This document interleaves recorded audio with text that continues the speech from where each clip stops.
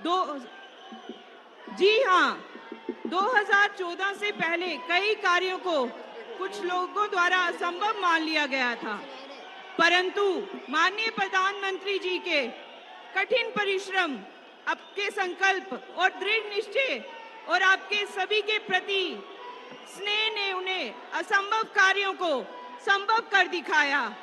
चाहे वो जम्मू कश्मीर से 370 हटाना हो या राम मंदिर में भव्य मंदिर बनवाना। हाँ, हमारे देश के यशस्वी प्रधानमंत्री परम आदरणीय माननीय श्री नरेंद्र मोदी जी का हार्दिक अभिनंदन एवं स्वागत करती हूँ। आज की विजय शंखनाद रैली में हजारों के इस जन के सैलाब के बीच पहुंचे हमारे प्रिय प्रधानमंत्री जी का दिल की गहराइयों से हार्दिक स्वागत व अभिनंदन करती हूँ। अब मैं निवेदन करती हूँ जम्मू कश्मीर भारतीय जनता पार्टी के सम्मानित अध्यक्ष भाई श्री रविंद्र रैना जी से कि वो सांस्कृतिक पहचान हमारी डोगरा पगड़ी पहनाकर हमारे माननीय प्रधानमंत्री जी का स्वागत करें, अभिनंदन करें।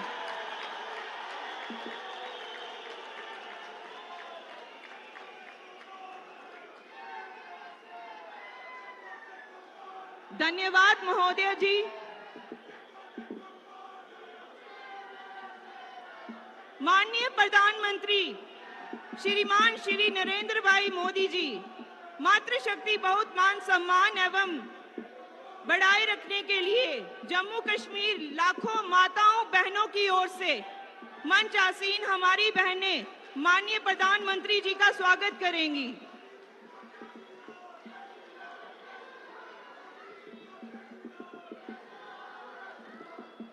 मैं धन्यवाद करती हूं सभी बहनों की ओर से। अब मैं स्वागत करती हूं जम्मू कश्मीर भारतीय जनता पार्टी के सम्मानित अध्यक्ष भाई श्री रविंद्र रैना जी से कि वो अपने भाषण अभिवादन के लिए मंच पर आएं। धन्यवाद।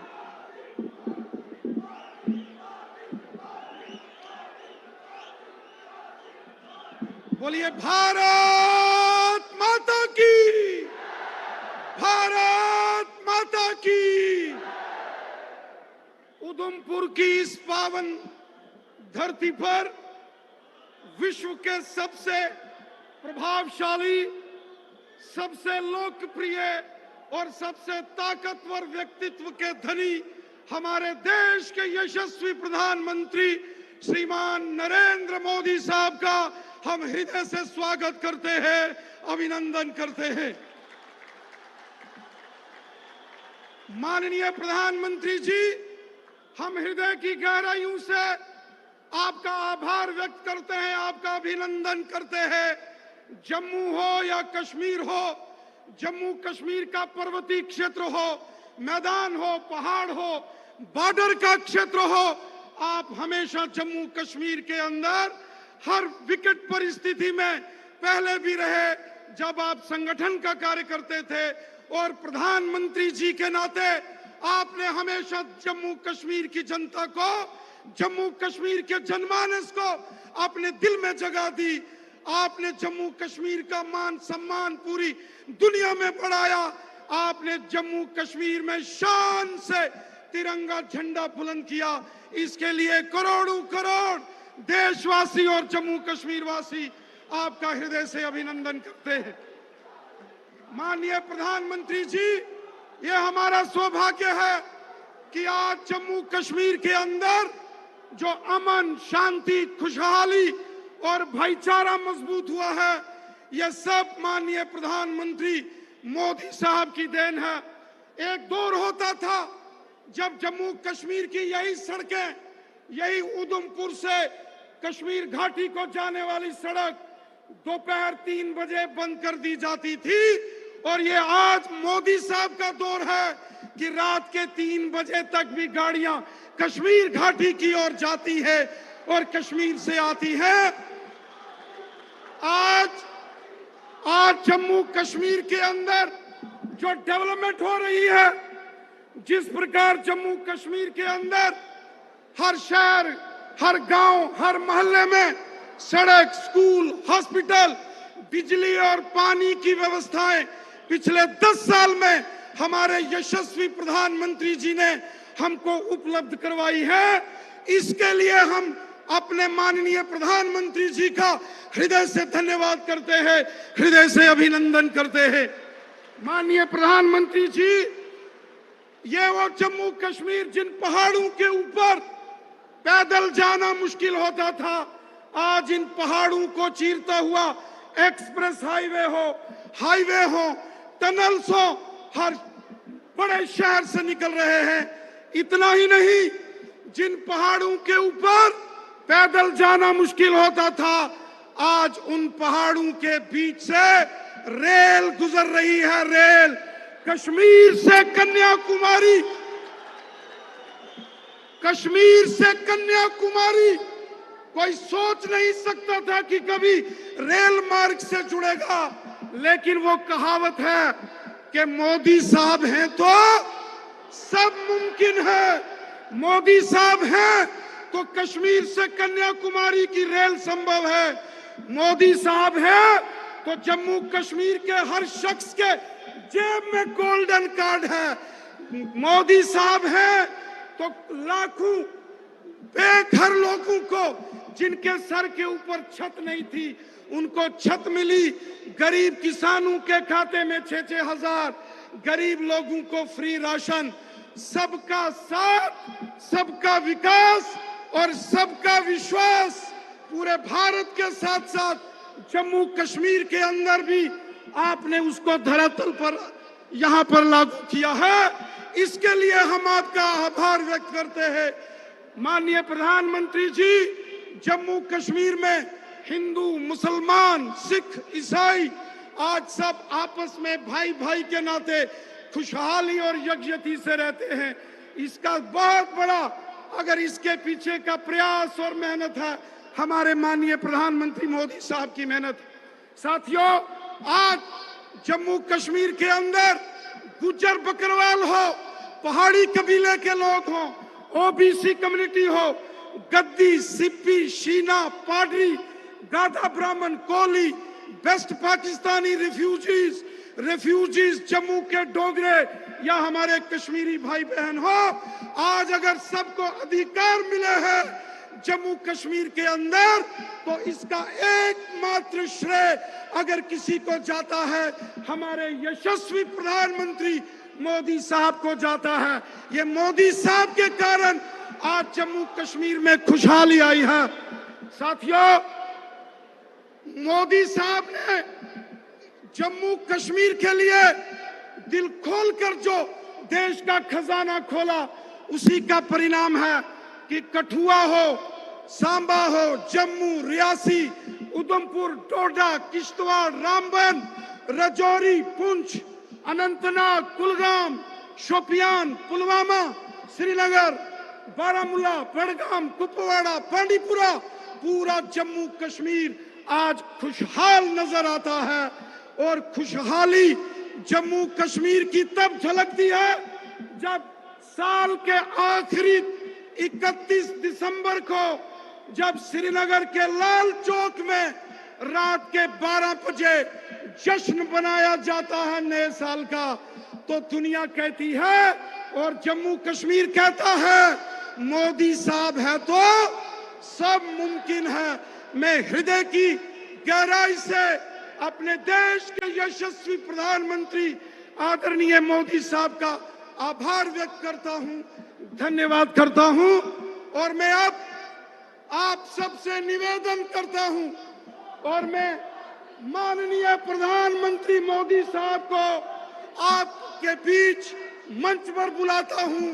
जोरदार तालियों के साथ माननीय प्रधानमंत्री जी अपना उद्बोधन के लिए हमारे बीच मंच पर आएंगे। जोरदार तालियों से एक बार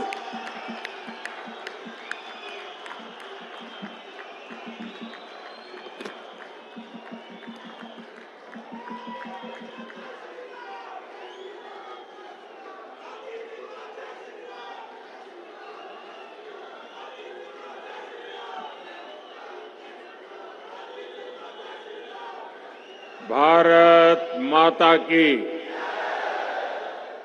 भारत माता की, भारत माता की। सारे डुग्गर देश दे लोगों की मेरा नमस्कार। जोर कन्ने बोलो, जोर कन्ने बोलो, जोर कन्ने बोलो, जोर से बोलो, सारे बोलो। मैं उधमपुर पिछले कई दशकों से आ रहा हूं। शायद कश्मीर में मेरा आना जाना, जम्मू कश्मीर की धरती पर आना जाना पिछले 5 दशक से लगातार चल रहा है। मुझे याद है 1992 में एकता यात्रा के दौरान यहां जो आपने भव्य स्वागत किया था, जो सम्मान किया था, एक प्रकार से पूरा क्षेत्र रोड पर आ गया था। और आप भी जानते हैं, तब हमारा मिशन कश्मीर के लाल चौक पर तिरंगा फहराने का था। तब यहां माताओं बहनों ने बहुत आशीर्वाद दिया था। 2014 में माता वैष्णो देवी के दर्शन करके आया था और इसी मैदान पर मैंने आपको गारंटी दी थी कि जम्मू कश्मीर की अनेक पीढ़ियों ने जो कुछ सहा है उसे मुक्ति दिलाऊंगा।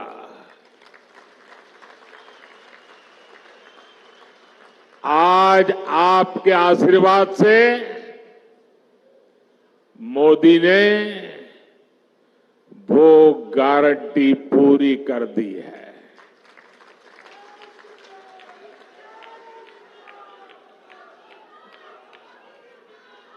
दशकों बाद ये पहला चुनाव है जब आतंकवाद, अलगाववाद, पत्थरबाजी, बंद, हड़ताल, सीमा पार से गोलीबारी ये चुनाव के मुद्दे ही नहीं है।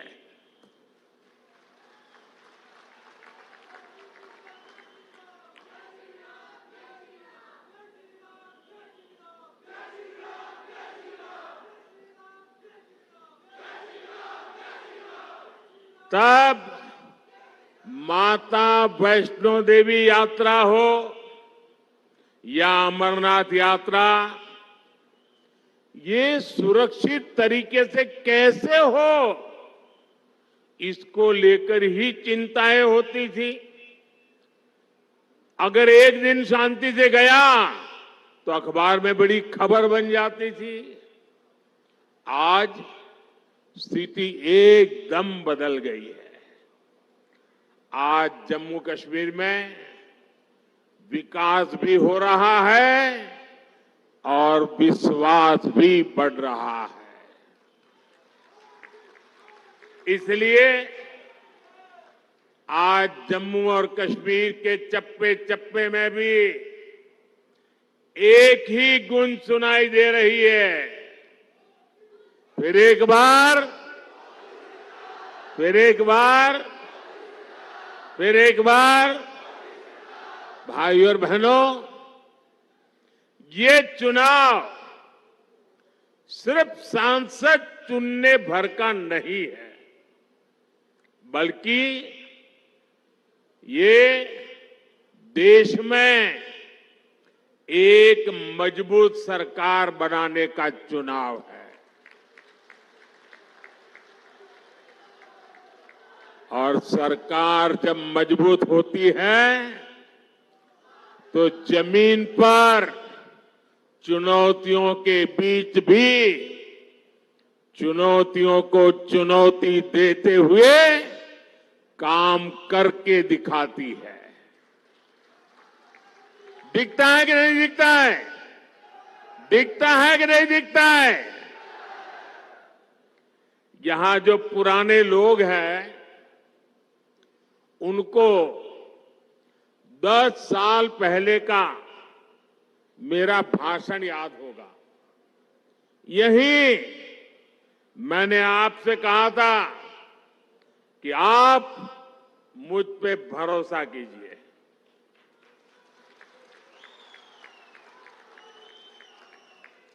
याद है ना? मैंने कहा था आप मुझ पे भरोसा कीजिए, मैं 60 वर्षों की समस्याओं का समाधान करके दिखाऊंगा।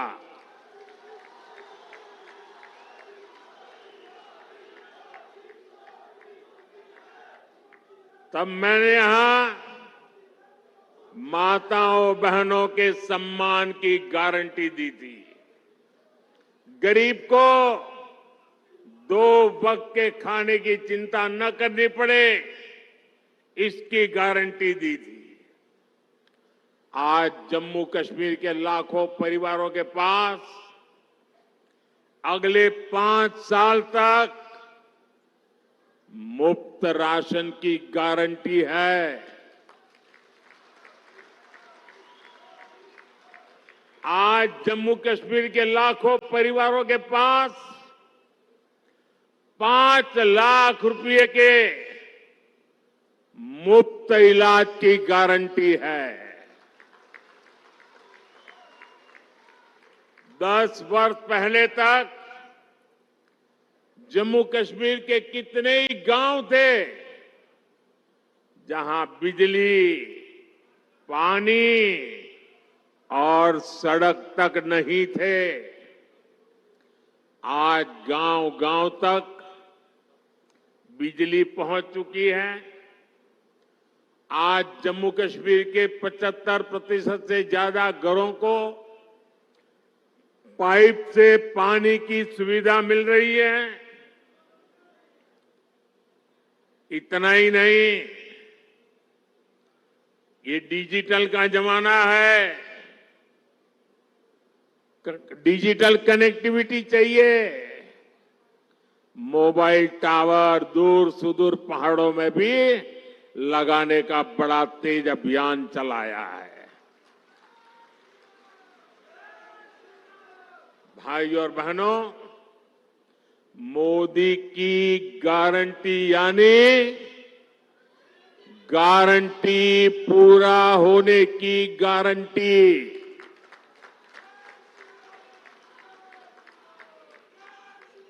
आप याद कीजिए, कांग्रेस की कमजोर सरकारों ने शाहपुर कंडी डैम को कैसे दशकों तक लटकाए रखा। जम्मू के किसानों के खेत सूखे थे, गांव अंधेरे में थे, लेकिन हमारे हक का रावी का पानी पाकिस्तान जा रहा था। मोदी ने किसानों को गारंटी दी थी और इसे भी पूरा करके दिखाया है। इससे कठुआ और सांबा के हजारों किसानों को फायदा हुआ है। यही नहीं, इस डैम से जो बिजली पैदा होगी वो जम्मू कश्मीर के घरों को रोशन करेंगे। भाइयों और बहनों, मोदी विकसित भारत के लिए विकसित जम्मू कश्मीर के निर्माण की गारंटी दे रहा है। लेकिन कांग्रेस, नेशनल कॉन्फ्रेंस, पीडीपी और बाकी सारे दल जम्मू कश्मीर को फिर उन पुराने दिनों की तरफ ले जाना चाहते हैं। इन परिवार चलित पार्टियों ने,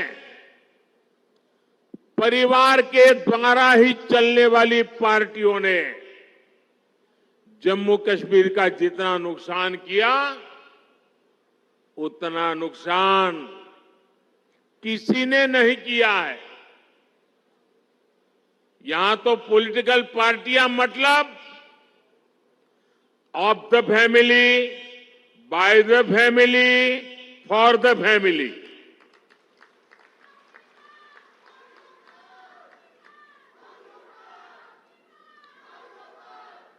सत्ता के लिए इन्होंने जम्मू कश्मीर में 370 की ऐसी दीवार बना दी थी कि जम्मू कश्मीर के लोग बाहर नहीं झोंक सकते थे और बाहर वाला जम्मू कश्मीर की तरफ नहीं झोंक सकता था।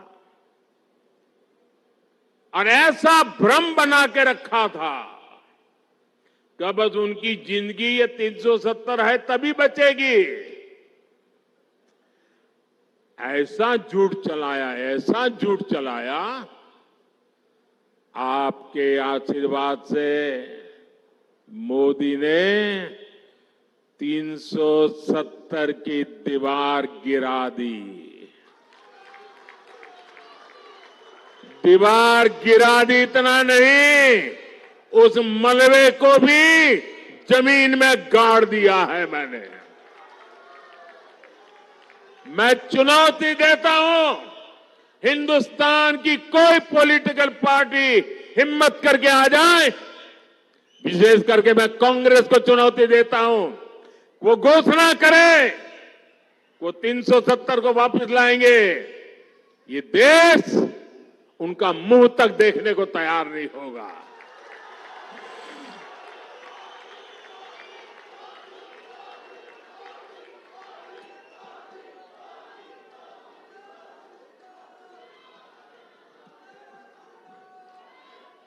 ये कैसे कैसे भ्रम फैलाते हैं, कैसे कैसे लोगों को डरा के रखते हैं। ये कहते थे 370 हटी तो आग लग जाएगी, जम्मू कश्मीर हमें छोड़ के चला जाएगा। लेकिन जम्मू कश्मीर के नौजवानों ने इनको आईना दिखा दिया। अब देखिए,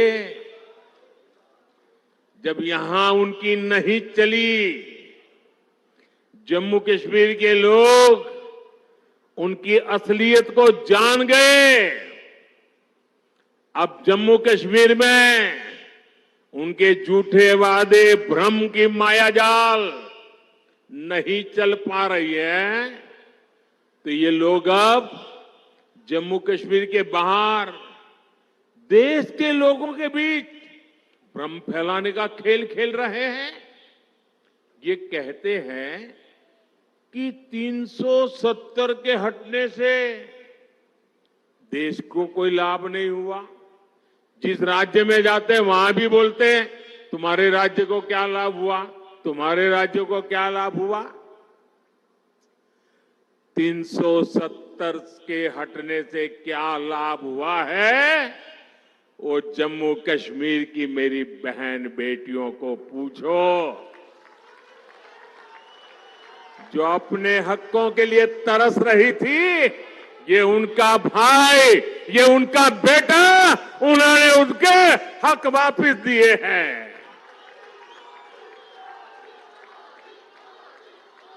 जरा कांग्रेस के लोगों, जरा देश भर के दलित नेताओं से मैं कहना चाहता हूं, यहां के हमारे दलित भाई बहन, हमारे वाल्मीकि भाई बहन देश आजाद हुए तब से परेशानी झेल रहे थे। जरा आकर के उन वाल्मीकि भाई बहनों से पूछो, गड्ढा ब्राह्मण से पूछो, कोली से पूछो और पहाड़ी परिवार हो, मचैल माता की भूमि में रहने वाले मेरे पटरी साथी हो, अब हर किसी को संविधान में मिले अधिकार मिलने लगे हैं। अब हमारे फौजियों की वीर माताओं को चिंता नहीं करनी पड़ती, क्योंकि पत्थरबाजी नहीं होती है। इतना ही नहीं, घाटी की वो माताएं मुझे आशीर्वाद देती हैं। उनको चिंता रहती थी कि बेटा अगर 2-4 दिन दिखाई न दे तो उनको लगता था कहीं गलत हाथों में तो नहीं फंस गया है। आज कश्मीर घाटी की हर माता चैन की नींद सोती है, क्योंकि अब उनका बच्चा बर्बाद होने से बच रहा है। साथियों, अब स्कूल नहीं जलाए जाते, बल्कि स्कूल सजाए जाते हैं। अब यहां एम्स बन रहे हैं, आईआईटी बन रहे हैं, आईआईएम बन रहे हैं। अब आधुनिक टनल, आधुनिक और चौड़ी सड़कें, शानदार रेल्स का सफर जम्मू कश्मीर की तकदीर बन रही है। जम्मू हो या कश्मीर, अब रिकॉर्ड संख्या में पर्यटक और श्रद्धालु आने लगे हैं। ये सपना यहां की अनेक पीढ़ियों ने देखा है और मैं आपको गारंटी देता हूं, आपका सपना ये मोदी का संकल्प है।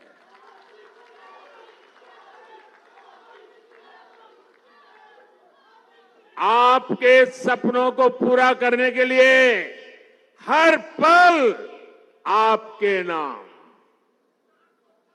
आपके सपनों को पूरा करने के लिए हर पल देश के नाम, विकसित भारत का सपना पूरा करने के लिए 24/7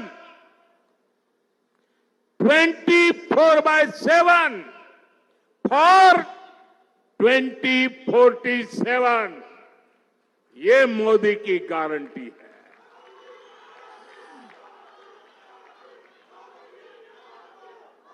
दस सालों में हमने आतंकवादियों और भ्रष्टाचारियों पर घेरा बहुत ही कसा है। अब आने वाले 5 सालों में इस क्षेत्र को विकास की नई ऊंचाई पर ले जाना है। साथियों, 10 साल के अंदर अंदर जम्मू कश्मीर पूरी तरह से बदल चुका है। सड़क, बिजली, पानी, यात्रा, प्रवास वो तो है, सबसे बड़ी बात है जम्मू कश्मीर का मन बदला है। निराशा में से आशा की ओर बढ़े हैं। जीवन पूरी तरह विश्वास से भरा हुआ है। इतना विकास यहां हुआ है, चारों तरफ विकास हो रहा है। लोग कहेंगे मोदी जी अरे इतना कर लिया, आप चिंता मत कीजिए, हम आपके साथ हैं।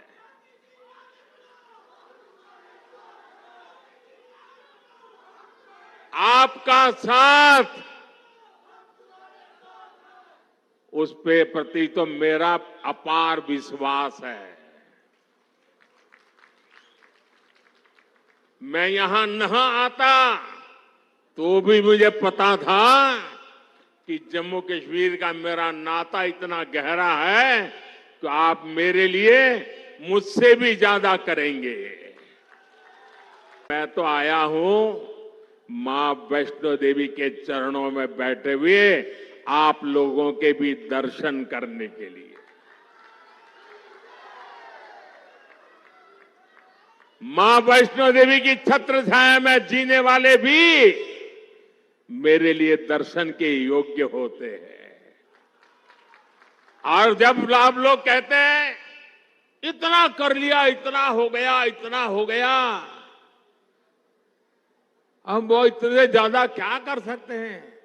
मेरे जम्मू कश्मीर के भाई बहन, आपने पहले इतने बुरे दिन देखे हैं कि आपको ये सब बहुत लग रहा है, बहुत अच्छा लग रहा है, विकास जैसा लग रहा है।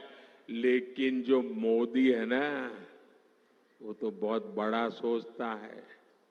ये मोदी दूर का सोचता है और इसलिए अब तक जो हुआ है वो तो ट्रेलर है, ट्रेलर। मुझे तो नए जम्मू कश्मीर की नई और शानदार तस्वीर बनाने के लिए जुट जाना है। वो समय दूर नहीं जब जम्मू कश्मीर में भी विधानसभा के चुनाव होंगे। जम्मू कश्मीर को वापस राज्य का दर्जा मिलेगा। आप अपने विधायक, अपने मंत्रियों से अपने सपने साझा कर सकेंगे। हर वर्ग की समस्याओं का तेजी से समाधान होगा। यहां जो सड़कों और रेल का काम चल रहा है वो तेजी से पूरा होगा। देश विदेश से बड़ी बड़ी कंपनियां, बड़ी बड़ी फैक्ट्रियां और ज्यादा संख्या में आएगी। जम्मू कश्मीर टूरिज्म के साथ ही स्पोर्ट्स और स्टार्टअप के लिए जाना जाएगा। इस संकल्प को लेकर मुझे जम्मू कश्मीर को आगे बढ़ाना है। भाइयों और बहनों, ये परिवार चलित, परिवारवादी, परिवार के लिए जीने मरने वाली पार्टियों विकास की भी विरोधी है और विरासत की भी विरोधी है। आपने देखा होगा कि कांग्रेस राम मंदिर से कितनी नफरत करती है।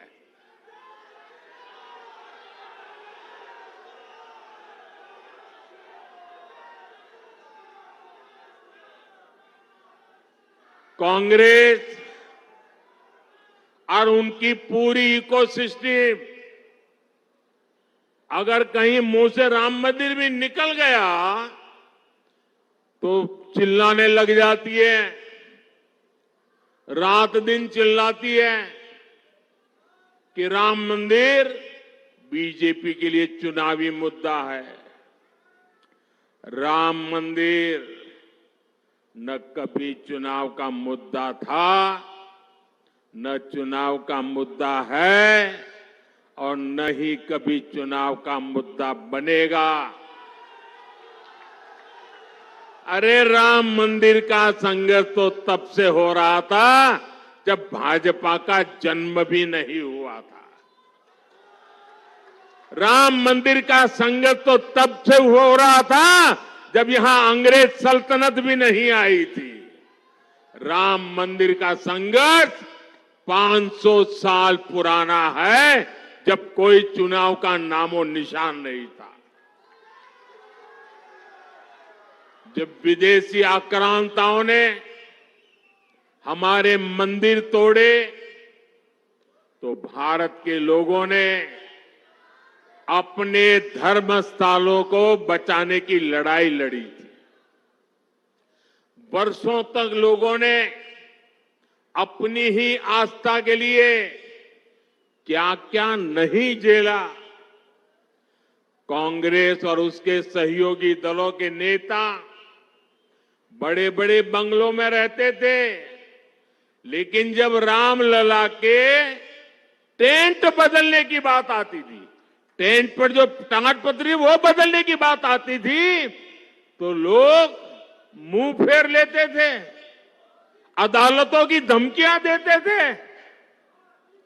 बारिश में रामलला का टेंट टपकता रहता था और रामलला के भक्त टेंट बदलवाने के लिए अदालतों के चक्कर काटते रहते थे। ये उन करोड़ों अरबों लोगों की आस्था पर आघात था जो राम को अपना आराध्य कहते हैं।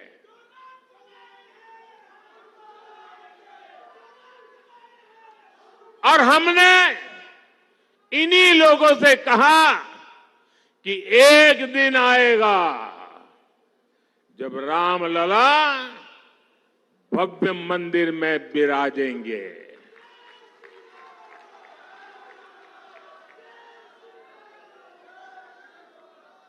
और तीन बातें कभी भूल नहीं सकते। एक, 500 साल के अविरत संघर्ष के बाद ये हुआ है। आप सहमत हैं? 500 साल के अविरत संघर्ष के बाद हुआ है। आप सहमत हैं? दूसरा, पूरी न्यायिक प्रक्रिया की कसौटी से कस करके, न्याय के तराजू से तोल करके अदालत के निर्णय से ये काम हुआ है। सहमत है? तीसरा, ये भव्य राम मंदिर सरकारी खजाने से नहीं, देश के कोटि कोटि नागरिकों ने पाई पाई दान देकर बनाया है। सहमत है? जब उस मंदिर की प्राण प्रतिष्ठा हुई, जब उस मंदिर की प्राण प्रतिष्ठा हुई, तो पिछले 70 साल में कांग्रेस ने जो भी पाप किए थे, जो भी रुकावटें डाली थी, उनके साथियों ने जो भी रुकावटें डाली थी, सबको माफ करके राम मंदिर के जो ट्रस्टी हैं, वो खुद कांग्रेस वालों के घर गए, इंडी गठबंधन वालों के घर गए, उनके पुराने पापों को माफ कर दिया और उन्होंने कहा राम आपके भी हैं, आप प्राण प्रतिष्ठा में जरूर पधारिए। सम्मान के साथ बुलाया, लेकिन उन्होंने इस निमंत्रण को भी ठुकरा दिया।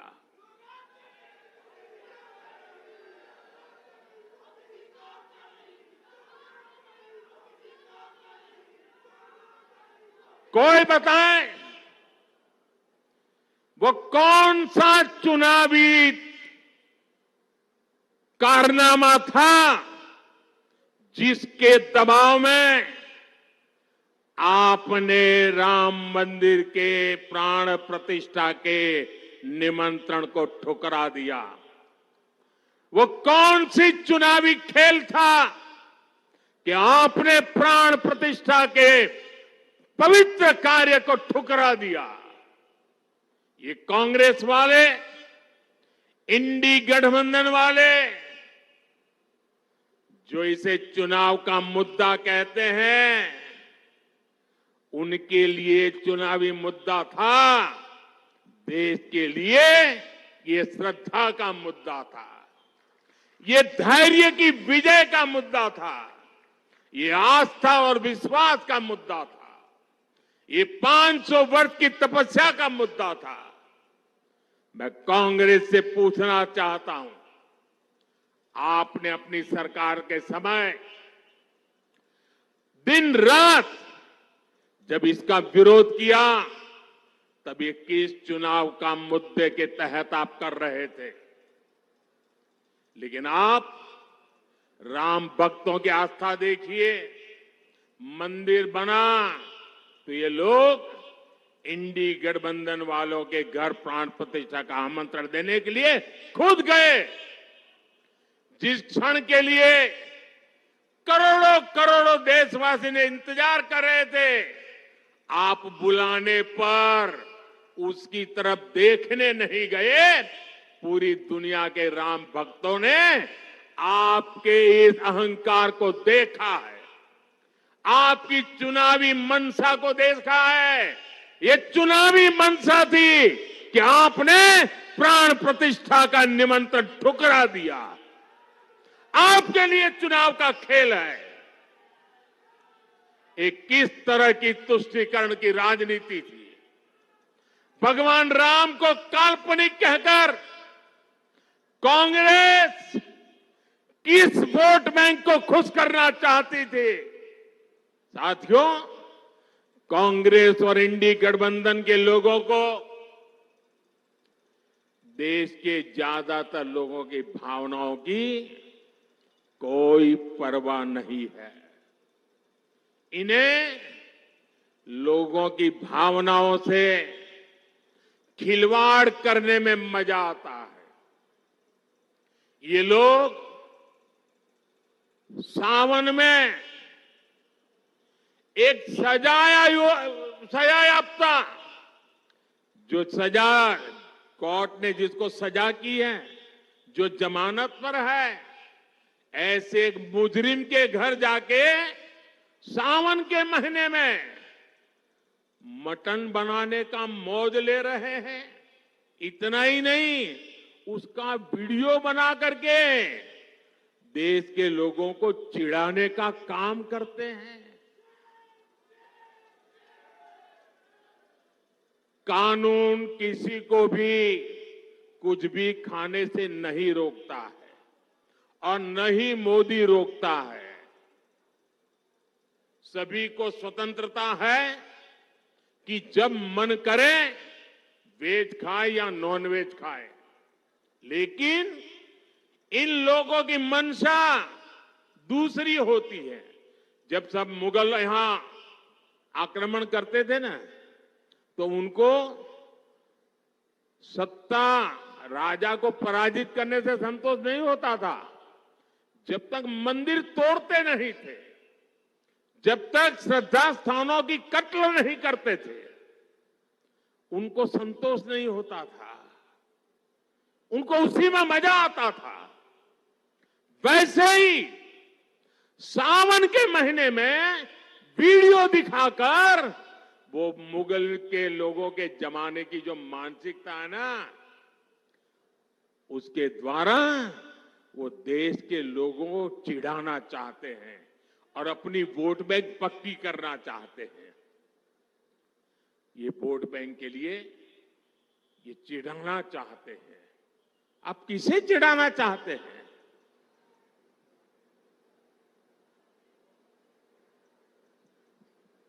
नवरात्र के दिनों में अपना नॉनवेज खाना आप किस मनसा से वीडियो दिखा दिखा करके लोगों की भावनाओं को चोट पहुंचा करके किसको खुश करने का खेल कर रहे हो? मैं जानता हूं, मैं जब आज ये बोल रहा हूं, उसके बाद ये लोग पूरा गोला बारूद लेकर गालियों की बौछार मुझ पर चलाएंगे, मेरे पीछे पड़ जाएंगे। लेकिन जब बात बर्दाश्त से बाहर हो जाती है तो लोकतंत्र में मेरा दायित्व बनता है, मैं देश को सही चीजों का सही पहलू बताऊं और वो मेरा कर्तव्य पूरा कर रहा हूं। ये लोग ऐसा जानबूझकर इसलिए करते हैं ताकि इस देश की मान्यताओं पर हमला हो, ये इसलिए होता है ताकि एक बड़ा वर्ग इनके वीडियो कर देखकर चिढ़ता रहे, असहज होता रहे। समस्या इस अंदाज से है, तुष्टीकरण से आगे बढ़कर ये इनकी मुगलिया सोच है। लेकिन ये लोग नहीं जानते, जनता जब जवाब देती है तो बड़े बड़े शाही खानदार के युवराजों को बेदखल होना पड़ता है। साथियों, ये जो परिवार चलित पार्टियां हैं, ये जो भ्रष्टाचारी है, अब इनको फिर मौका नहीं देना है। उधमपुर से डॉक्टर जितेंद्र सिंह और जम्मू से जुगल किशोर जी नया रिकॉर्ड बनाकर संसद भेजना है। जीत के बाद दोबारा जब उधमपुर आऊं तो स्वादिष्ट कलाड़ी का आनंद जरूर लूंगा।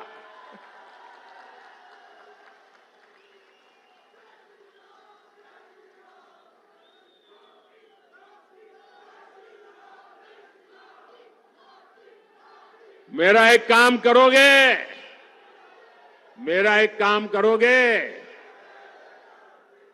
माता वैष्णो देवी को, वहां मैं जा नहीं पा रहा हूं यहां इतना निकट आकर के, तो माता वैष्णो देवी की क्षमा मांगिए और मेरी तरफ से मत्था टेकिए।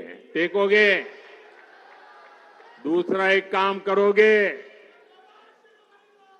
एक और काम करोगे, मेरा एक काम और करोगे, जरा उधर से आवाज आए, काम करोगे, इधर से आवाज आए करोगे, पीछे से आवाज आए करोगे, पक्का करोगे? देखिए, आप घर घर जाना है और घर घर जाके कहना, मोदी जी उधमपुर आए थे, मोदी जी ने आपको प्रणाम कहा है, राम राम कहा है, जय माता दी कहा है। कहोगे? कहोगे? मेरे साथ बोलिए, भारत माता की, भारत माता की, भारत माता की। बहुत बहुत धन्यवाद।